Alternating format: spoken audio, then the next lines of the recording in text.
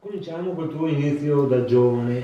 Mi dicevi che avevi cominciato ad avvicinarti alla lotta greco-romana. Come mai? Ma dove è partita questa passione per questo sport? Ma il sport a me è partita che, cioè, calcio non mi piaceva, ciclismo pure e non avevo i soldi per prendere la bicicletta.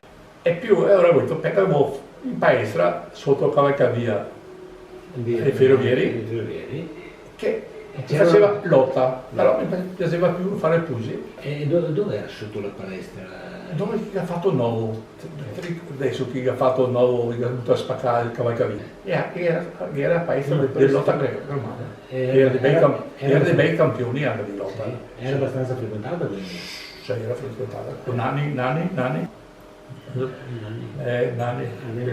Era, sì, ma era famoso, sì, aveva la squadra che aveva fatto campioni d'Europa diversi. E allora lì hai cominciato e tu a un certo punto hai detto no, perché non mi piaceva. Perché non ti piaceva? Ma tirati.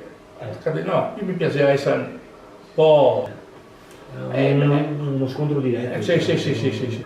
E allora siete andati nella palestrina che c'era in Piazza Indipendenza? No, là, in Piazza Indipendenza era i vecchi, ora. Mi sono là a Veda. Com'era questa palestrina? Era sotto. Ma dove di preciso era? Sai dove è la statua? Di Benetton, a destra, sotto era un bar e sotto il bar era questa palestra che è venuto fuori Martini, dopo era Giusto.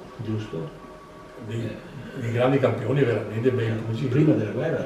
No, durante. Subito? Sì, subito dopo. Prima era una palestra ben piccola, voglio dire. Sì. Com'era? Poteva essere sotterranea? Sotterranea, sì, e non era altro spazio, ma comunque era a posto, era sto ring e si faceva attività. E una volta mi sono venuti Hai sentito che c'era? sono andato a chiesta e ho detto sì, e ho detto guarda, fra pochi mesi Roberto là, è meglio che cominci da là.